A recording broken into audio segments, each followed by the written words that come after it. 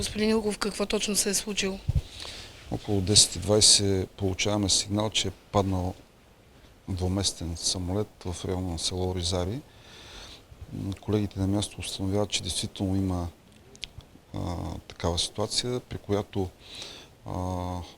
двуместен самолет, облитайки над стадиона в село Оризари, се е скъсало едно от крилата, след което пилота на самолета губи управлението и самолета е паднал в надигата на река Марица.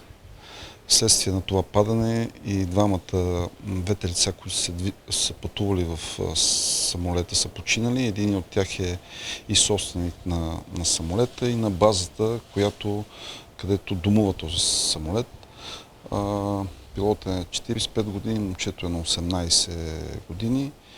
В момента сме запазили местопроизшествието и чакаме колегите от Националната следствена служба да започнем с процесуалните действия. В случая под ръководството на прокуратурата, докладвани са всички обстоятелства и вече в процесуалните действия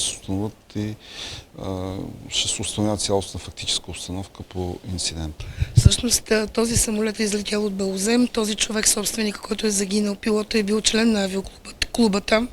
Да, точно така е. Той си е и собственик на самолета и собственик и на базата там, където фактически е домувал и откъдето е излетял въпросния самолет. А те са били в Оризари заради някакво състезание? Тук е имало състезание, което те са поели ангажимент да участват като част от цялостната организация в това мероприятие и в момента, в който прелитат над стадиона, се случва това, което ви казах, с тази повреда или не знам какво вече. Казахте, щупва се крилото. Дали тези хора не са подлагали под постоянен контрол и преглед тези самолети? Това вече има компетентни органи, които да го кажат и това е причината да се извършат всички необходими процесуални действия, да се установи има ли някаква причина, която е довела именно до това обстоятелство с крилото, при което настъпват тези злополучни обстоятелства.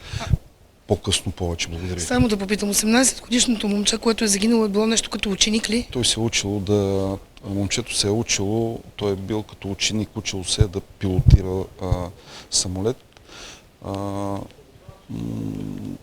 Това е, което към настоящия момент може да се каже. Подробностите на по-късен етап вече с по-голяма конкретика.